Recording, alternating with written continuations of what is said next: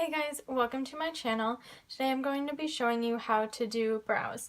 So if you want to learn how to do a nicely defined brow, please keep on watching. Okay guys, so I did one brow off camera and I'm going to show you how I did this brow on this side. So the first thing that I like to do is take Gimme Brow from Benefit and run it through my brows. So this has brow volumizing fibers in it, so it's going to cling to any hairs and fill them in for you. So I like to do this first because since it has fibers and since it fills it in, I use less product in the long run. And it kind of shapes them, holds them in place a little, so it just makes it really easy. So all I do with that is run it back and forth through my brow just so it clings a little bit better and fills in any sparser areas. Smooth them in place. And now the next step is actually filling them in. So what I like to use is the Anastasia Pro Brow Palette, and this is all powders. So I just like how powders look really soft, but you can also make it look really defined, so they're pretty versatile. So I use the color Taupe, and there are two different shades in each little compact. One is lighter, one is darker. So I start with the darker one, and I go from the front and I make smaller strokes because you want to make sure you have a steady hand. So smaller strokes from the front up until the arch of your brow. And then when you hit the arch, you just have to decide how you want the shape to be. If you want it to be more angled down, if you want it to be more straight, if you want it to be curved. So that's totally up to you. I obviously like it more defined, so I'm gonna create that one just like the other.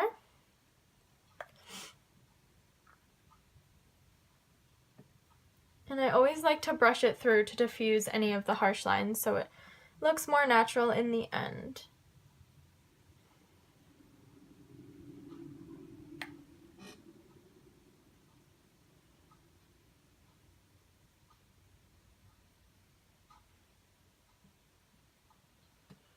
Okay, so now that I have the general shape down, I'm going to start filling it in. So I like to use the lighter shade for the most part to fill it in just because it's not as harsh. So what I like to do is kind of take my brush and make strokes that kind of mimic hair and like how the hair grows. So you can do it up, and then I like to kind of wiggle it back and forth so that it fills it in a little bit more. And then I just follow, again, my hair growth. And then for the tail, I do mix the lighter and the darker shades because I just want it to be a little bit more defined. But I still go in the direction of the hairs and always brush it through. You don't want it to look too unnatural.